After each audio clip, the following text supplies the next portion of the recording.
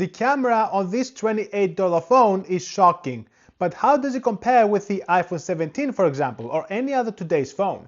So I took the Galaxy S4, which was released in 2013. Yeah, I know, it's 12 years difference with the iPhone 17. And so I teleported myself to this field, not because of the bad weather, but because I want to have a better view so I can compare the cameras. The Samsung Galaxy S4 has a 13 megapixel camera, but for some reason the photos are stunning.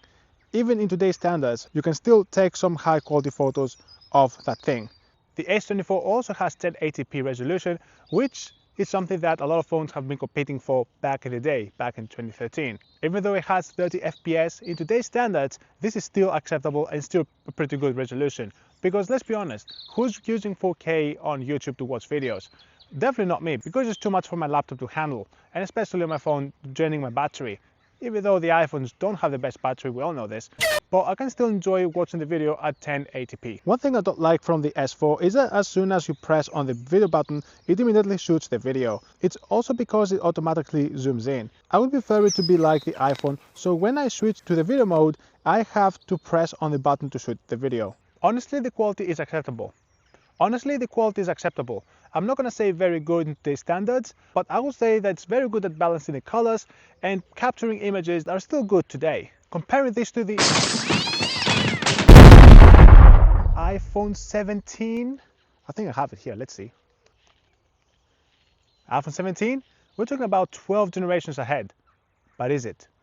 And speaking of it, it has a 4K camera at 60 FPS, which is a standard resolution for video recording to this day, and a 48 megapixel camera. Not as high as the Galaxy S26 and the Google Pixel 10. And speaking of the Google Pixel 10, there was a very kind couple who came by and I spoke to them for half an hour, and they were kind enough to lend me the Google Pixel 10 to do a quick comparison video with the iPhone 17.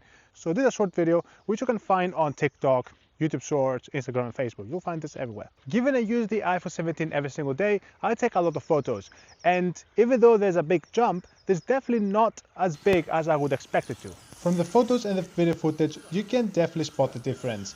From the video, you can clearly see that the iPhone 17 has a better stability than the Galaxy S4. This is expected given the iPhone 17 is 12 years newer. So yeah, speaking of video quality, both of them have very good cameras. But if I had to pick one, I'll go with a 4K camera just for the sake of it, because YouTube likes high quality videos if it's 4K, for example. And speaking of uploads, this is the 13th video of the 365 Project Challenge, where I post one video per day for a whole year. And if you haven't subscribed, then I'm gonna flood your YouTube recommendations with TechLunar videos. So you won't have any choice but keep watching TechLunar videos until you subscribe. Alright, I'll see you tomorrow. Subscribe.